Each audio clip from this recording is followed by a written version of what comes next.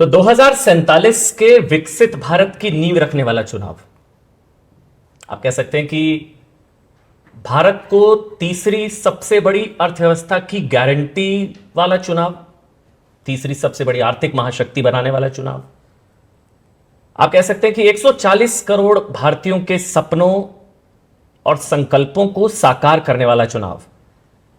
और शायद जो प्रधानमंत्री ने खुद कहा कि यह चुनाव एक सांसद या सरकार चुनने के लिए नहीं है, ये आने वाले भारत के 1000 साल की नींव रखने वाला चुनाव है। तो इस सबसे बड़े चुनाव पर देश का सबसे बड़ा नेटवर्क 18, मैं आपके साथ अमन चोपड़ा, और इस देश के सबसे बड़े चुनाव पर बात करने के लिए इस खास शो में हम अभिनंदन और स्वागत करना चाहेंगे देश के प्रधानमंत्री नरेंद्र मोदी जी का। और इस नमस्कार भैया, आपके दर्शकों को मिलने का अवसर मिला मुझे आज। बहुत बहुत धन्यवाद सर। मेरे साथ मेरे सहयोगी अमिताभ सिन्हा, अमन शर्मा और पायल मेहता मेरे साथ रहेंगी। बहुत बहुत धन्यवाद सर, आपने समय निकाला। सवाल बहुत है, लेकिन पहला सवाल दरअसल ये है कि 2014 में 300 की बात की गई थी, 300 पार या 300 की, 300 आई। 19 में 350 की बात की गई, 350। अब 400 पार की बात की गई है, दावा है 400। तो सर रफ्तार यही रहेगी तो फिर 29 में फिर 450 पार की बात होगी। मतलब ये सवाल मैं गंभीरता से इसलिए पूछ रहा हूं क्योंकि हम लोग जब फील्ड में हैं, अब चर्चा ये है कि मोदी 400 पार हो रहा है नहीं हो रहा है। हार जीत की शायद संभवतः बात कम हो रही है। अब सवाल एक ही है कि 400 पार हो रहे हैं मोदी या नहीं हो रहे। आपका एनालिसिस सर। एक तो आपके सवाल को मैं गंभीर ही मानता हूं, मैं कोई लाइट नहीं मानता हूं, और इसलिए मेरा जवाब भी बड़ा गंभीर ही रहेगा। आपने जो भूमिका बनाई, इतिहास में कुछ ऐसी घटनाएं होती हैं जो 1000 साल के भविष्य को तय कर देती हैं, और दुनिया के इतिहास में ऐसा हुआ है। मेरे देश में मैं देख सकता हूं कि ये समय ऐसा है कि इस समय होने वाली सभी सकारात्मक चीजें और सभी सकारात्मक शक्तियों को एक आने से 1000 साल के भविष्य की दिशा तय हो जाएगी, और वो भी सकारात्मक होगी। ये मैं बड़े विश्वास के साथ कह रहा हूं। और इस अर्थ में ये चुनाव कई प्रकार से महत्वपूर्ण है। अब ज्यादातर देश का निर्णय आजादी के बाद पैदा हुए लोग वो ही कर रहे हैं, इसलिए नए सिरे से सोचते हैं।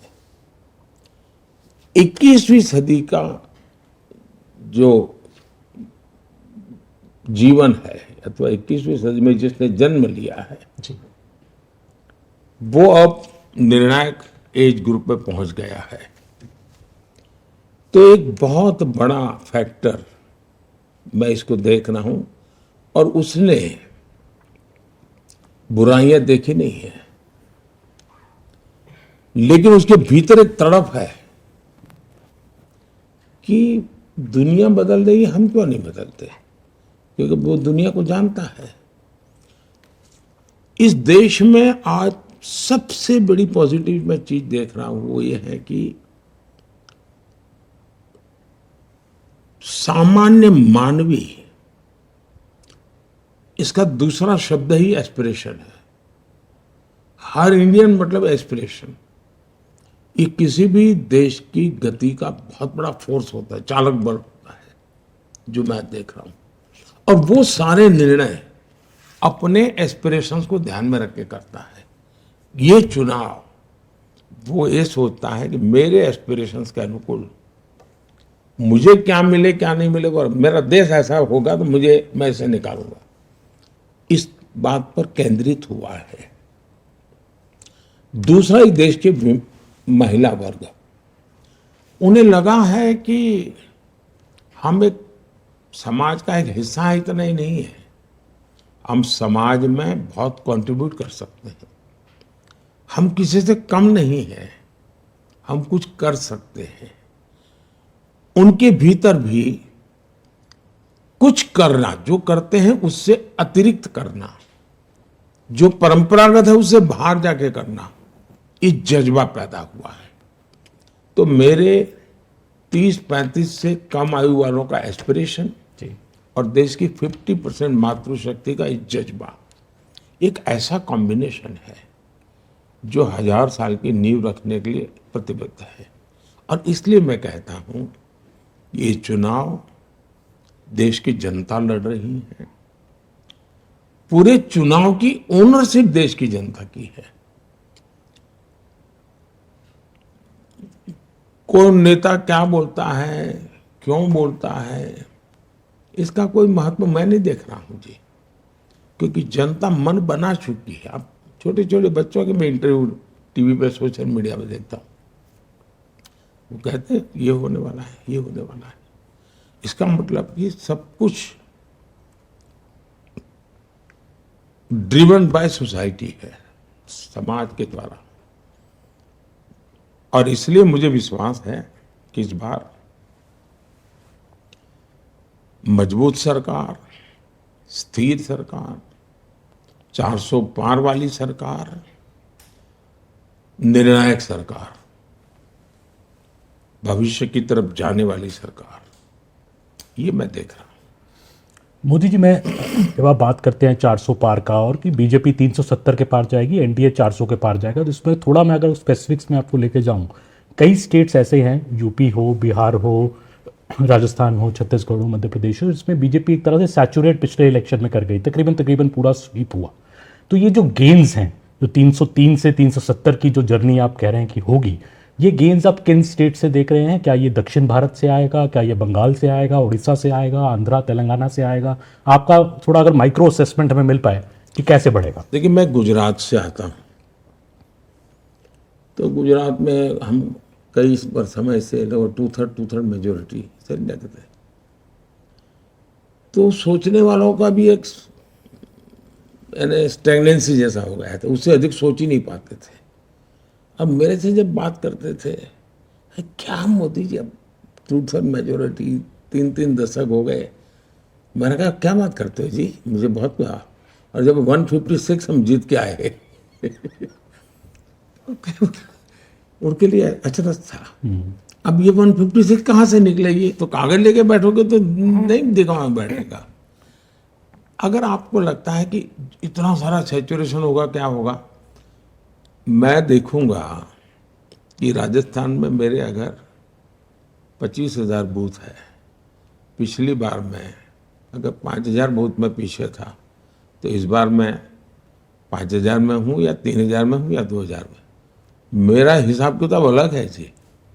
तो इसलिए मेरे लिए कोई चीज अंतिम नहीं है, मैं लगातार उसमें भी नया, फिर मैं ये देखता हूँ, मान लीजिए मुझे एक बूथ में विजय मिला, तो मैं पूछता हूँ अच्छा वोटिंग क्यों ज्यादा नहीं हुआ, वोटिंग ज्यादा हुआ तो वोट क्यों ज्यादा नहीं मिला। मैं इतनी बारीकी से प्लान करता हूँ, और मैं मानता हूँ कि चुनाव है ये एक बड़ा विज्ञान है, ये सिर्फ आंकड़ों का खेल नहीं है जी। और कैंपेन है वो केमिस्ट्री है, आपकी केमिस्ट्री कैसी बनती है उस पर है। और इसलिए मेरे लिए अगर नंबर में आपको लगता है कि इस राज्य में तो कुछ नहीं, तो लेकिन उसके सिवाय भी मुझे वहां बहुत कुछ लाना है। तो एक बात, जहां तक राज्यों का सवाल है, इस देश में कई राज्य ऐसे हैं कि जहां अभी भी हमारे पास स्कोप है। अब जैसे अंडमान निकोबार, पिछली बार हम नहीं थे, इस बार हम आएंगे। यानी ऐसी एक एक गिनते जाओगे तो आपको अच्छा, हाँ यार मोदी ने बराबर हिसाब कर लगा के रखा है। तो मेरा पक्का मत है कि हम बहुत सी जगह पे हम काफी कुछ करेंगे इस बार। क्योंकि दक्षिण भारत आपका एक बड़ा फोकस भी रहा है सिलेक्शन। ऐसा है कि मेरा फोकस पूरा हिंदुस्तान है, मैं टुकड़ों में नहीं सोचता, और चुनाव के लिए मैं काम नहीं करता हूं। हम जीत करके इसलिए नहीं आए हैं कि अगली सरकार कैसे बनेगी, हम जीत करके इसलिए आए हैं कि आने वाले 5 साल में देश कैसा बनेगा। और इसलिए मेरी पूरी तपस्या या मेरा फोकस देश बने इसके लिए है। और जब देश बनाना है तो हिंदुस्तान का हर हिस्सा उसमें उतना ही, जैसे G20 मैंने किया, तो मैंने ये नहीं कहा कि बीजेपी के राज्यों में G20 होगा, हिंदुस्तान के हर कोई, अंडमान निकोबार में भी G20 होगा, यस, और लक्षद्वीप में भी G20 होगा। मैं पूरे देश को लेकर के चलता हूँ।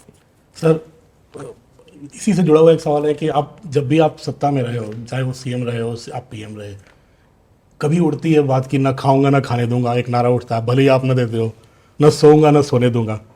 अब बात हो रही है, एपेटाइजर 10 साल था, अब मेन कोर्स आना बाकी है। तो अब ये मेन कोर्स क्या है आने वाले थर्ड टर्म के लिए? इसको देश की जनता भी जानना चाहती है हम नहीं, लोग। उसके बहुत सारे पहलू हैं। देश को आगे ले जाने का बहुत सारे पहलू हैं। अगर मैं कहूँ कि भविष्य में देश हमारा कैसे आगे बढ़ेगा, अब ये पूरी तरह हम टेक्नोलॉजी ड्रिवन एरा में है, और टेक्नोलॉजी डिसरप्टिव है, ट्रांसफॉर्मेटिव है और इजीली एक्सेस है, यानी हर व्यक्ति बहुत अडप कर लेता है तुरंत। ऐसी स्थिति में अगर आप बड़ी सहजता से चले तो मैं समझता हूँ कि बहुत बड़ा स्कोप है। जहाँ तक मैं खाता नहीं, खाने देता नहीं, उसको आज की जो मेरी वो देशी भाषा है, आप लोग जो इस दुनिया से हैं वहाँ कहते हैं करप्शन के प्रति जीरो टॉलरेंस, तो वो मेरा रहेगा ही। लेकिन एक चीज अब मैं और उसमें कोशिश कर रहा हूँ कि हमारे इस प्रकार से काम करने वाली इंस्टीट्यूशंस है, उसमें की समाज में एक प्रतिष्ठा बढ़नी चाहिए। दुर्भाग्य से हम हमारे देश में जो मुझे अनुकूल नहीं वो सब निकम्मा, ये जो सोच है ये टोटली अनडेमोक्रेटिक सोच है, और उसी में से कुछ पत्रकारों को ब्लैकलिस्ट कर दिया जाए, वो उसी सोच का परिणाम है कि ये रिजेक्टेड। क्यों? क्योंकि तुम मेरे अनुकूल नहीं हो। बॉयकॉट, वो अनडेमोक्रेटिक है, लोकतंत्र की हत्या है वो। और इसलिए हमारी इंस्टीट्यूशंस के साथ भी वही हो रहा है। जैसे पत्रकार के साथ हो रहा है, तो मेरे अनुकूल नहीं तो निकम्मे। तो इंस्टीट्यूशन, तो मेरे घर पे रेड मत करो, मैं तो चोरी करता रहूंगा, तो इंस्टीट्यूशन निकम्मी। ये जो लॉजिक चला है, मैं उसका उपाय क्या? उसका उपाय यही है कि हमने ऐसी शख्सियत और ऐसे शक्तियां, उसकी प्रतिष्ठा बढ़ा लीजिए, इनकी सामाजिक प्रतिष्ठा इतनी बढ़ाओ कि फिर कोई उसको हाथ नहीं लगा पाएगा। और मैं पक्का मानता हूं कि आने वाले दिनों में जब देश समझेगा कि भी ये 2200 करोड़ रुपयों के ढेर टीवी के सामने दिख रहे हैं पहाड़ नोटों के, तो लोग देखें यार कोई तो सिस्टम होगी जिसने पकड़ा होगा, तो पता चलता है जब वो इंस्टीट्यूशन है, वो संस्था है, वो संस्था है, तो उसके जैसे सेना के प्रति आज एक सम्मान का भाव है, वैसा ही सम्मान का भाव जो देश के लिए काम करने वाले इंस्टीट्यूशंस है उनके पास होना चाहिए। तो वो भी मेरा एक मिशन है। जब प्रतिष्ठा बढ़ती है तो उनकी अपनी बुराइयां होती है, वो भी कम होती है। उनके भीतर कभी कभी बुराइयां जो आती हैं, आप मान सम्मान और, तो उसको लगता है जीवन में बहुत मिल गया है जी, वो बुराइयों से बचता है। तो वो भी एक मनोवैज्ञानिक रूप से एक तरीका होता है। तीसरी बात है कि लोगों को तो ये लगेगा ठीक है सरकार ने पैसे ले लिए, हमारा क्या है। तो मेरी कोशिश ये है कि न खाऊंगा न खाने दूंगा, वो आगे है, जिसने खाया है वो निकालूंगा और जिसका खाया उसको खिलाऊंगा। और इसलिए जैसे केरला में जो कोऑपरेटिव बैंक का नेटवर्क है वो लेफ्टिस्टों का है, ये वहाँ जो पार्टी है उसका है। इन्होंने क्या किया, ये लेफ्टिस्टों के लिए बाहर छवि ऐसी है कि दूध के धुले हुए हैं। उन्होंने कोऑपरेटिव बैंक में एक बहुत बड़ा स्कैम किया हुआ है। गरीबों के पैसे हैं, मिडिल क्लास के पैसे हैं, सैलरी वाले सोसाइटी उसके पैसे हैं, और बच्चों की भलाई के लिए बेचारों ने पैसे बैंक में रखे हैं, ये बैंक डूब गई। क्यों डूबी? तो ये उसके संचालक जो कम्युनिस्ट लीडर हैं, उन्होंने खजाने का अपने पर्सनल व्यापार के लिए उपयोग किया और उसमें घाटा आया तो ये बैंक डूब गई, या उसमें से चोरी की तो बैंक साइफन कर गए पैसे। अब हमने उनकी प्रॉपर्टी को सीज किया है। अब मेरी इरादा ये है कि मैं इनकी पर्सनल प्रॉपर्टी को ऑक्शन करूंगा। जो पैसा आएगा, ये जो बैंक में जिसने पैसा जमा किया है उसका नाम है, उसको मैं वापस करूंगा। अब जैसे लालू जी ने, इससे प्रूवन केस है कि जमीन के बदले में नौकरी दी, रिकॉर्ड पे है, उसमें कोई बड़ा वो प्रॉब्लम नहीं है। अब पता है कि इसकी जमीन, ये नौकरी मिली और उसके बदले में जमीन लिखवा ली, तो मैं चाहूंगा कि जिसकी जमीन है उसको जमीन वापस मिले। बंगाल के अंदर करीब 3,000 करोड़ रुपया की संपत्ति हमारे जब्त की हुई है। अब ये जो वहाँ रेट कार्ड है हर नौकरी के लिए कि टीचर बनना है तो ये, पीएन बनना है तो हाँ, आंगनबाड़ी वर्कर, ये पैसा रेट कार्ड है, कट मनी, और नीचे से ऊपर तक ये पैसे ऐसे बांटे जाएंगे, ये व्यवस्था है। अब ये पैसे पकड़े गए हैं, नोटों के ढेर पकड़े हैं। मैं खोज रहा हूं कि जिसका ट्रेल मिले कि हाँ भाई उसने यहाँ से पैसा ब्याज से लिया था, ये तारीख को लिया था, इस तारीख को इसको दिया था, या बैंक से निकाला इधर को दिया था, तो मैं ऐसे जो ईमानदारी से मुझे हाथ लगेगा हाँ ये पैसा रियली उसका मालिक यही है, मैं ये पैसे उसको वापस लौटाऊंगा। इसलिए अब मेरा न खाता हूं न खाने देता हूं, अब आगे में है कि जिसने खाया है उसको निकालूंगा और जिसका गया है उसको खिलाऊंगा।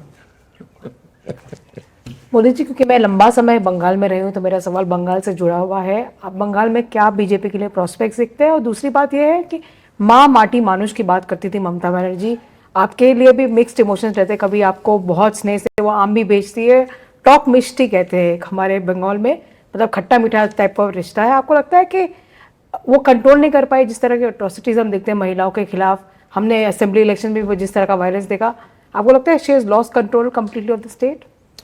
ऐसा है कि उनको ये राजनीति सूट करती है, इसलिए वो सरकारी मशीन का उपयोग ही इस मकसद के लिए करती है।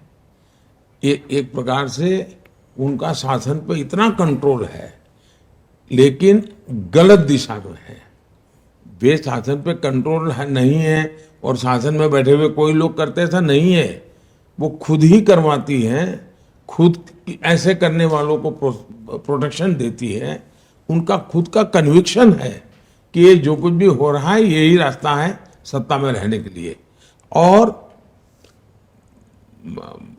मैं मानता हूं मुख्यमंत्री जी मुझे आम भेज दें या मिष्टी दही भेज दें, वो तो शायद एक प्रोटोकॉल के हिसाब से वो करते रहते हैं, मैं उनका धन्यवाद भी करूंगा। लेकिन इसका मतलब ये नहीं है कि जो गलत हो रहा है उसके विषय में हम आंख बंद रख सकते हैं, ये तो नहीं हो सकता है। आप बंगाल में क्या प्रोस्पेक्ट देखते हैं भाजपा के लिए, खास करके इस इलेक्शन? भारतीय जनता पार्टी एक बहुत ही सफलता, इतनी तेजी से बीजेपी का ग्रोथ किसी राज्य में नहीं हुआ जितना बंगाल में हुआ। 3 में से हम 80 क्रॉस कर गए, 3 एमएलए थे। लेकिन मेरे देश का दुर्भाग्य देखिए और एक खान मार्केट गैंग देखिए कि जिसने सत्ता नहीं बनी इसलिए पराजय। अरे 3 से 80 क्रॉस कर गए भाई, बड़ा विजय था हमारा। लेकिन खान मार्केट गैंग ने देख लिया कि भाई भाजपा के तो सपने खत्म हो गए। आज हमारे एमपी बंगाल में और बड़े शान से काम कर रहे जी। और इसलिए भारतीय जनता पार्टी के लिए बहुत तेजी से विकास है, अद्भुत स्वीकृति है, समाज के सभी वर्गों में है। और अब बंगाल के लोग दूसरा विभाजन नहीं देखना चाहते। अब बंगाल को टूटता हुआ देखने की तैयारी बंगाल के लोगों की नहीं है। सर, बंगाल के बाद एक बार मैं दिल्ली को लेकर सवाल पूछना चाहता हूं। दिल्ली के मुख्यमंत्री अरविंद केजरीवाल 40 दिन तिहाड़ में गुजारे, बाहर चुनाव प्रचार वो कर रहे हैं। वो ये कह रहे हैं कि मतलब वो इकोसिस्टम या वो खुद इसको अपनी जीत बता रहे हैं, जैसे घोटाला हुआ नहीं, वो कह रहे हैं कि मुझे चुनाव जिताओगे तो मैं जेल नहीं जाऊंगा और रिजाइन बिल्कुल नहीं करूंगा, ये सब प्लॉट था मेरे अगेंस्ट। वो कह रहे हैं कि ये बेल है, मेरी जीत है। इसको आप किस तरह से देखते हैं सर? ऐसा है कि मैं व्यक्तिगत उनका जो मामला चल रहा है उस पर कोई भी टिप्पणी करूं उचित नहीं है, क्योंकि अभी मामला कोर्ट में है। मेरी चिंता कोई व्यक्ति नहीं है, मैं तो अदालत ने क्या कहा उसके पर अगर ध्यान केंद्रित करूं तो शराब घोटाले में हाईकोर्ट की टिप्पणी क्या है, हाईकोर्ट ने क्या कहा है, मैं उसको तो मानूंगा। एजेंसी ने क्या किया है छोड़ो, किसी बीजेपी स्पोक्स पर्सन ने क्या कहा है वो छोड़ो, वो स्वयं क्या कहते हैं वो छोड़ो। कम से कम हाई कोर्ट ने शराब घोटाले के बारे में जो कहा है और बहुत ही कड़ी टिप्पणी की है।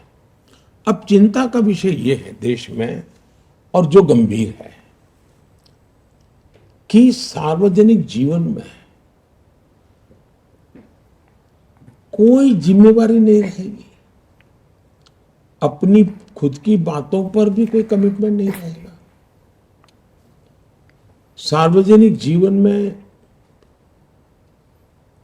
एक जमाना था, स्कूल में कोई बच्चा अगर कॉपी करता है और पकड़ा जाए तो महीने भर स्कूल नहीं आता था। उसके माँ बाप भी शर्माते थे, यार मेरा बेटा एग्जाम में कॉपी करने में पकड़ा गया था।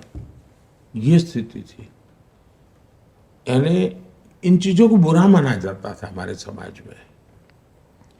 आज बेशर्मी के साथ सजा जिनको हो चुकी है, जिन पर गंभीर आरोप लगे हैं, उनको कंधे पे लेकर के आप सार्वजनिक रूप से नाच रहे हो, ये जो पतन हुआ है वो चिंता का विषय है। मुझे कोई पर्सन से लेना देना नहीं है। अगर ये हुआ तो भ्रष्टाचार की होता क्या, पहले जमाने में डाकू होते थे, महिमा मंडन होता था उनका, वो डकैती करते थे, महिमा मंडन होता था समाज में। अखबारों में भी मैं जो पहले के जमाने में दो पेज स्टोरी, कवर स्टोरी मिलती थी उनको कि ऐसा ऐसा उसका तो जीवन ऐसा, वो तो ऐसा कर सकता है, और वो बड़े बन जाते थे। दुर्भाग्य से अब राजनेताओं को ये बेनिफिट मिलने लगा है कि इतना भ्रष्ट लोगों का। मैं तो हैरान हूं कि कोई अखबार वाला किसी भ्रष्ट व्यक्ति का इंटरव्यू लेने जाए। एक चार्ल्स शोभराज मैंने अपना देखा था कि लोग इसका इंटरव्यू करने जाते थे, और आज मैं देख रहा हूं, वरना कोई भाई अब इनके विषय में एक बार क्लियर हो जाए तब तक रहने दो। ये पतन है समाज जीवन का, मेरी चिंता वो है। मोदी जी, कोई भी लीडर हैं जो प्रधानमंत्री 2 बार रह लें, थोड़ी बहुत एंटी इनकम्बेंसी आ जाती है। इस देश में 3 बार सिर्फ नेहरू जी चुनाव जीत पाए, बट आपके खिलाफ ग्राउंड पे जब हम जाएं तो लोग भी कहते हैं, बीजेपी के लोग भी कहते हैं कि एक प्रो इनकम्बेंसी है। तो 272 जब पार हुआ 2014 में, तो लोगों ने कहा मोदी जी की आंधी है देश में। अगर अब 370 पार हो रहा है तो ये क्या है? आपको लगता है आपकी लोकप्रियता भी चरम पर है, और ये प्यार क्यों है लोगों का? मैं कोई लोकप्रियता के लिए काम नहीं करता हूं, और नहीं मेरे पास मेरी लोकप्रियता नापने का कोई मानदंड है, मेरे पास नहीं है। लेकिन मैं काम क्या करता हूं उसका एनालिसिस होना चाहिए। मेरे काम में और औरों के काम में फर्क क्या है? आमतौर पर जो सरकारें चलती थी वो विज्ञान भवन में फंक्शन करो, फीता काटो, दिया जलाओ, अखबार में एडवर्टाइजमेंट दो, मीडिया को लीक करो, स्टोरी बनवाओ, और उनको लगता है देश चलता है। और ज्यादातर सरकारें उसी मिजाज में रही। कांग्रेस का पतन बहुत कम समय में हुआ था जी। देश आजाद होने के बाद चौथा चुनाव आते आते कांग्रेस ध्वस्त हो चुकी थी। संयुक्त विधायक दल बना, लेकिन कांग्रेस ने इस देश में किसी पार्टी को खड़े ही नहीं होने दिया। उन्होंने खुद ने देश के लिए करने के बजाय विरोधी दलों को खत्म करने में ही अपनी शक्ति लगाई, इसलिए ऑल्टरनेट खड़ा नहीं हुआ। अदरवाइज 67 के चुनाव में ही देश उनको रिजेक्ट कर चुका था। हिंदुस्तान में आप देखिए, सरकारों के अलग अलग मॉडल अब देश के सामने आ चुके हैं, और मैं तो मानता हूँ ये केस स्टडी का विषय है। कोई यूनिवर्सिटी करे, कोई मीडिया करे, कोई मीडिया पर्सन किताब लिख सकता है। देश ने एक कांग्रेस का मॉडल देखा है, देश ने लेफ्ट का मॉडल देखा है, देश ने पारिवारिक पार्टियों का भी मॉडल देखा है, जो of the family, by the family, for the family political पार्टियां चलती है, उनका मॉडल भी देखा है। देश ने मिलीजुली सरकारों का मॉडल भी देखा है, और बीजेपी सरकार का भी मॉडल देखा है। उसका एनालिसिस करना चाहिए, किसका क्या परफॉर्मेंस रहा, किसकी क्या प्रायोरिटी रही, किसने किसके लिए काम किया। एक 100-200 पैरामीटर तो आप देखेंगे, द बेस्ट परफॉर्मेंस वाला मॉडल बीजेपी का मिलेगा आपको। और जब परफॉर्म करते हैं तो सामान्य मानव का विश्वास बढ़ता है। फिर एंटी इनकम्बेंसी किस बात की होती है कि एक ऐसी सरकार, मेरा ये नहीं हुआ। हर एक का होता नहीं है, प्रो इनकम्बेंसी में कोई हर एक का हो गया ऐसा नहीं होता है। लेकिन आज पब्लिक मीटिंग में जाके मैं कहता हूँ भाई आप लोग चुनाव में जो करते हो करते रहना, लेकिन मेरा एक काम करना। और कहता हूँ मैं कि कहीं आप जाए, झुग्गी झोपड़ी में कोई रहता है, सब मिले, या कोई कच्चे घर में रहता है, उसका नाम पता लिख करके मुझे भेज देना, क्योंकि हम जो मकान बना रहे हैं 4 करोड़ दिए हैं, लेकिन अभी भी कुछ लोग छूट गए हैं, और मैं नहीं चाहता हूं कोई छूट जाए। तो मैं 4 जून के बाद मेरी नई टर्म में मैं उनको मकान देना चाहता हूं, 3 करोड़ मकान बनाना चाहता हूं। आप अगर कोई नजर में आ जाए तब उसका विश्वास पैदा होता है कि आदमी वोट भी मांग रहा है, लेकिन साथ में काम भी कह रहा है, यार मुझे तो, मेरा तो ध्यान है उन 3 करोड़ घर बना के दे रहा है। विश्वास पैदा होता है। अब डिलीवरी जब करते हैं, और मेरी सरकार की सबसे बड़ी ताकत है जो हिंदुस्तान की सभी सरकारें कभी मुझे कॉम्पीट नहीं कर पाई, कोई पॉलिटिकल पार्टी गुजरात में भी कॉम्पीट नहीं कर पाई, वो है लास्ट माइल डिलीवरी। मैं योजनाएं जिसके लिए बनाता हूँ उसके लिए, और मेरा इसके लिए काम करने का मेरा तरीका है। मैं एक उदाहरण देता हूँ। मैं जब गुजरात में था तो मैंने अलग अलग स्तर के एक 20-22 अफसरों को बुलाया। कुछ सीनियर मोस्ट थे, कुछ एकदम जूनियर थे, कुछ मिडिल लेवल को, 20-22 को बुलाया। तो उनको पता नहीं था मैंने क्यों बुलाया, बिठाया सबको। फिर मैंने सबको एक पैड दिया लिखने के लिए, वो लेकर के ही आते हैं डायरी, मैंने कि उनको दिया। मैंने कहा मुझे आप बताइए कि एक वीडियो है, गांव में रहती है, अनपढ़ है, और सरकार की ये स्कीम है, उसकी वो हकदार है।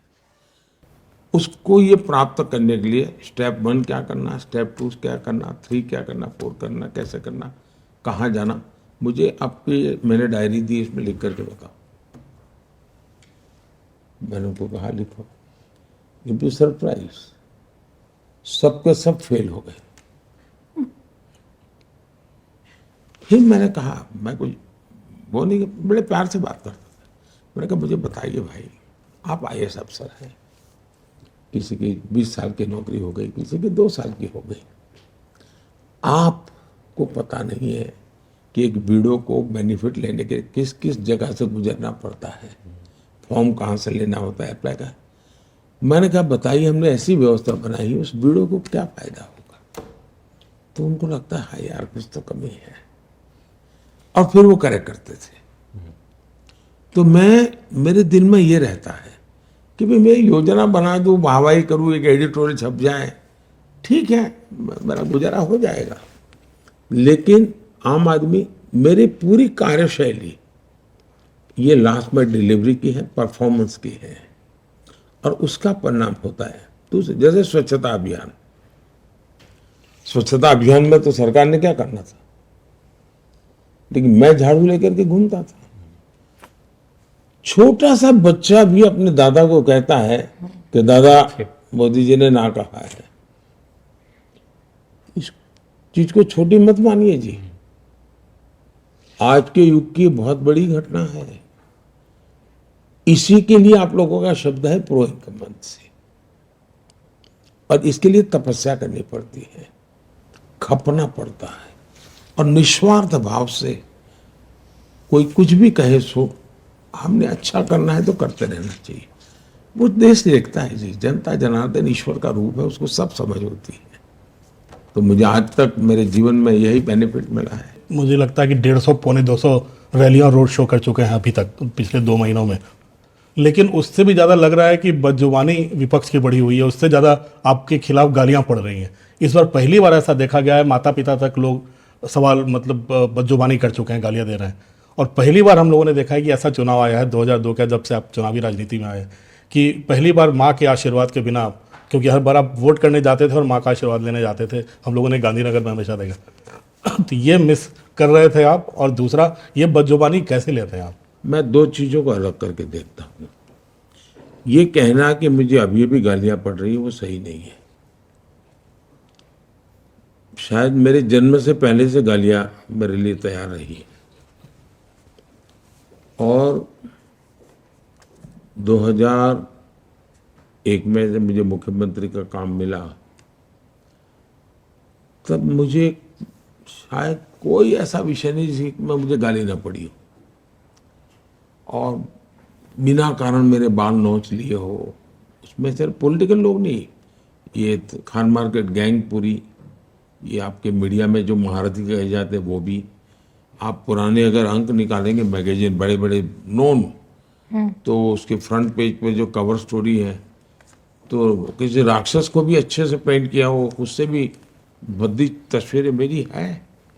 लेकिन मैं अपना आपा खोया नहीं, मैंने कभी नहीं खोया, क्योंकि उन्हीं की मजबूरी है कि उनको आज हंसता हुआ चेहरा रखना पड़ रहा है, और उनको एक साल में अगर 24 अंक निकलते हैं तो 12-15 में तो माल बेचने के लिए मोदी की जरूरत पड़ती है।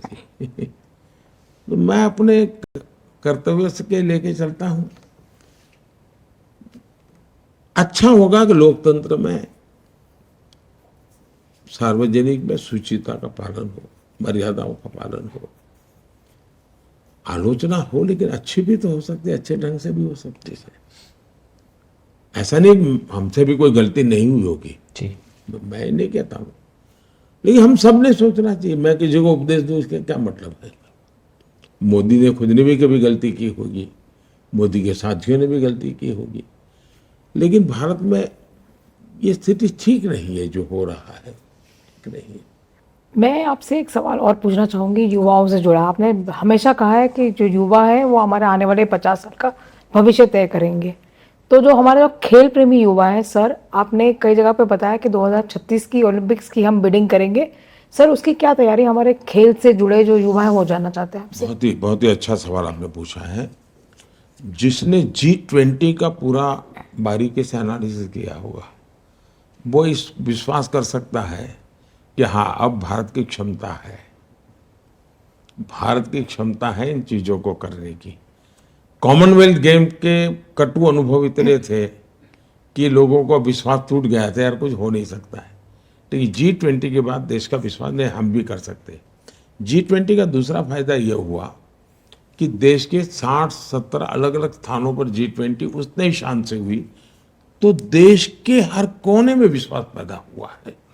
दिल्ली में करते तो लगता है कि सरकारी कार्यक्रम हुआ है, लेकिन एक प्रकार से पीपल्स ड्रिवन G20 हुई। इससे कारण एक विश्वास बनता है कि ये देश कितने ही बड़ी चीजों को कर सकता है। और आज के युग में मेरा मानना है कि भारत है, जैसे मैं कहता हूँ made in India,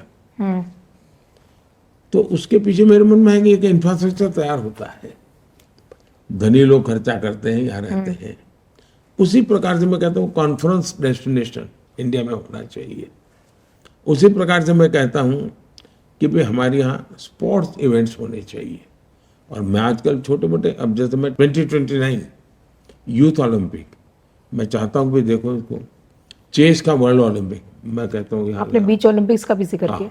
beach Olympic मैंने यहाँ ले आओ, 2036 हम ट्राई करें। और अभी से मैंने एक टीम बनाई है, उसको मैंने कहा है कि भाई जितने भी ओलंपिक होंगे उसमें ऑब्जर्वर के नाते 2 महीने वहाँ जाओ, स्टडी करो हर बारीकी के। और उससे भी आगे मैं बताता हूँ, मैं अटलांटा में ओलंपिक देखने गया था यूएसए में। मैं खुद खिलाड़ी नहीं हूँ, लेकिन व्यवस्थाओं को सीखना समझना मेरी रुचि है। तो मैं जाकर के देखा कि भाई इतना बड़ा इवेंट ऑर्गेनाइज कैसे करते हैं। तो मेरी प्रिय कुछ गेम में देखने जाता रहा, जहाँ भारत के लोग खेल रहे तो, लेकिन पूरा समय मैं देखता था तो मैंने देखा बड़ा इंटरेस्टिंग था उन्होंने क्या किया था। और मैं कभी कभी बता, मैनेजमेंट मेरी एक रुचि है, चीज़ें सीखने का मेरा शौक है। 200-250 किलोमीटर दूर से कोई आ रहा है, कितने दूर तो 200-250 किलोमीटर उसको पार करनी होगी अपनी गाड़ी,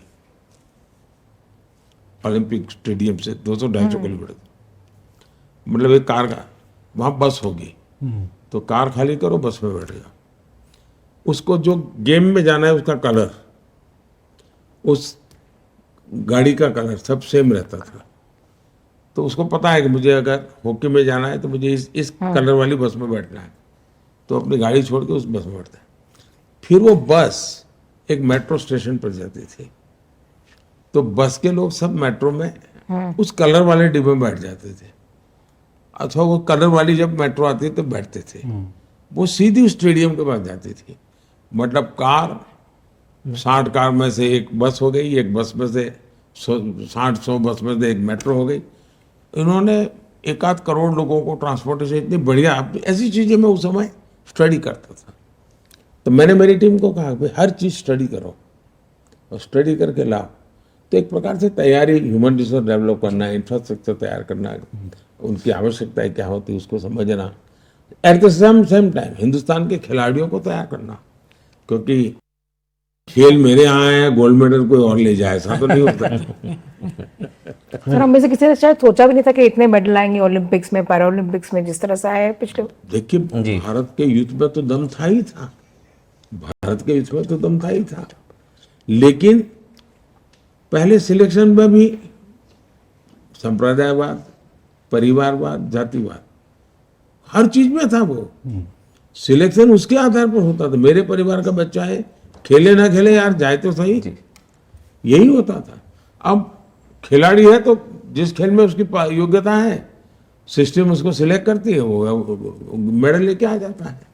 जब ट्रांसपेरेंसी आती है तो परिणाम भी आता है। सर, आखिरी सवाल पंजाब पे मैं पूछना चाहूँगा कि आपने 3 रैली भी पंजाब में पिछले 2 दिन में किए, मैं भी पंजाब में था। पंजाब एक स्टेट है जो काफ़ी चैलेंजिंग माना जा रहा है बीजेपी के लिए, वहाँ किसान प्रोटेस्ट भी कई जगह पे हो रहे हैं। आपको क्या लगता है पंजाब की सिचुएशन के, आप फार्मर्स को मना पाएंगे वहाँ पे, जो फार्मर्स कुछ लगता है शायद नाराज हैं? पहली बात है कि पंजाब में भारतीय जनता पार्टी के लिए स्वर्णिम काल है, ये स्वर्णिम काल है। वहां जो सरकार है वो पूरी तरह विफल गई है, और पंजाब के लोग बड़े स्वाभिमानी हैं।